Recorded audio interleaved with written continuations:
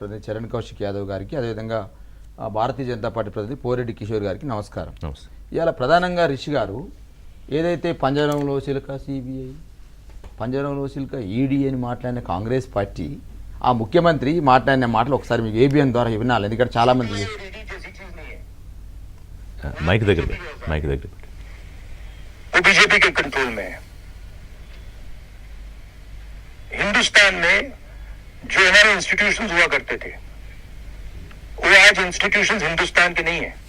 चाहे वो election commission हो, चाहे वो सीबीआई हो, ईडी हो, ये सब हो, ये अब बीजेपी और आरएसएस के हथियार हैं. ఓకే ఈ కేసు సెంట్రల్ ఇది సార్ అంటే ఇది రాహుల్ గాంధీ గారు ఇప్పుడు कहीं पर भी अलग नजर नहीं आया. हम लोग हमेशा एक ही बात बोलते हैं, आपको क्या चाहिए, आइस और नाइस. आइस का मतलब income tax, CBI, ED.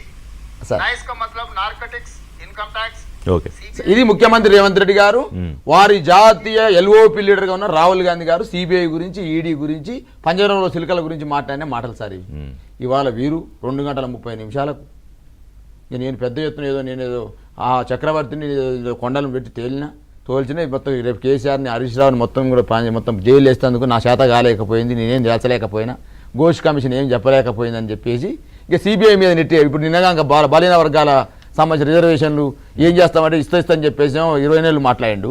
Election ముందు అదే మాట్లాడి ఇప్పుడు నిన్నేమన్నాడుగా రాష్ట్ర ప్రభుత్వ పరిధిలో ఉన్న ఏ సంస్థ దర్యాప్తు చేసినా నా చిత్తశుద్ధిని శంకిస్తారు, శస్త్రభిషలకు తావు లేకుండానే సిబిఐకి అప్పగించాం. అది కదా ముఖ్యమంత్రి చెప్పింది. ఏం లేదు సార్, ఇక రేపు కేంద్రం మీద నెట్టేయాలన్నమాట. కేంద్రం కూడా ఏం తెలుసా సార్, ఏం జరిగింది సార్ పాపం సార్. కేసీఆర్ గారి నాయకత్వంలో 3 సంవత్సరాల కాలంలో ఆ ప్రాజెక్ట్ని కట్టి తెలంగాణ రైతాంగానికి, తెలంగాణ ప్రజలకు నీళ్లు ఇవ్వాలనుకోవడం మా పాపం అసలు మేము చేస్తున్న అర్థం కాదు. మేము చేసినటువంటి పాపం ఏంటంటే తెలంగాణ రాష్ట్రాన్ని తీసుకొచ్చి తెలంగాణ ప్రజలకు కాళేశ్వరం జలాలు అందించడం మేము చేసిన పాపం. కాబట్టి వీళ్ళు మా మీద విమర్శలు చేస్తారు సార్. నేను అంటున్నా సార్, ఈ అనుమతులు లేవు అని మాట్లాడుతున్నటువంటి వీళ్ళకి నేను ఒక చిన్న అంశాలు గుర్తు చేస్తా సార్. 2007 మే 16వ తారీఖు 124 జీవో జారీ చేసింది ఎవరు? కాంగ్రెస్ పార్టీ ప్రభుత్వం.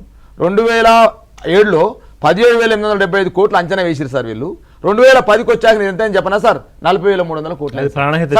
లేదు సార్, ప్రాణహిత చెవులనే ఇవాళ కాళేశ్వరం సార్. ఒక్క లింక్ మాత్రమే మార్చినాం సార్. మిగతా లింకులన్నీ అదే వ్యాప్కోస్ సర్వే చేసింది, అదే లైడార్ సర్వే చేసింది సార్. ఒక లింక్ ఏదైతే మేడిగడ్డ, అన్నారం, సుందిలో ఏదైతే 3 బ్యారేజీలు ఉన్నాయో ఆ 3 బ్యారేజీలు నిన్న కొంచెం అద్భుతంగా మాట్లాడుతున్నట్టు వీళ్ళు. అరే బ్యారేజీలలో నీళ్లు నిలువ ఉన్నావు సార్, బ్యారేజీలలో ఎప్పుడు పోతాం, ఇప్పుడు వదిలిపెడితే పోతాయి సార్. ఎప్పుడైతే ఎండాకాలంలో ఎప్పుడైతే నీరు కోత వచ్చిందో అప్పుడు మాత్రమే నీరు నిల్వ చేసుకొని పంపు చేసుకుంటాం సార్. నాకు టెక్నికల్ డీటెయిల్స్ లోకి వెళ్లే ముందు మీకు ఇప్పుడు సిబిఐ కాకుండా సిట్టేసి ఉంటే హ్యాపీ ఉండేదా బీఆర్ఎస్, లేదా ఏసీబీకి మళ్ళీ ఇంకో ప్రత్యేక విజిలెన్స్ కమిషన్ ఏర్పాటు చేసి ఉంటే బాగుండేదా? అంటే ఏంటి సమస్య, దేన్నో దాన్ని మీరు యాక్సెప్ట్ చేయాలిగా. మేము సార్ నేను ఒకటి చట్టాన్ని, ఎందుకంటే మీరే అన్నారు ఏ విచారణకైనా మేము నిలబడతాము అని చెప్పి అన్నారు కానీ సందర్భాల్లో సార్. లాకమే ఇప్పుడు ఏదైతే వీళ్ళు వేసారో సార్, లిబర్హాన్ కమిషన్ జరిగింది ఏదైతే ఈ సంబంధించినటువంటి బాబ్రీ మసీద్ సంబంధించినటువంటి గొడవల మీద, అదేవిధంగా ఎమర్జెన్సీ మీద షా కమిషన్ వేసినారు.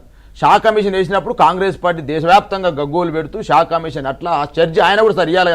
వీళ్ళు మాట్లాడుతున్నారు కాంగ్రెస్ పార్టీ, మీరు పీసీ ఘోష్ ఆయన ఒక జడ్జి, అత్యున్నత న్యాయస్తుడు, ఆయన అట్లా మాట్లాడుతున్న వీళ్ళు. షా కమిషన్ కూడా సుప్రీంకోర్టు జడ్జి సార్. ఆయన కూడా ఒక న్యాయకోవిదుడే సార్. ఆయన గురించి మీరు మాత్రం దేశవ్యాప్తంగా మాట్లాడొచ్చు.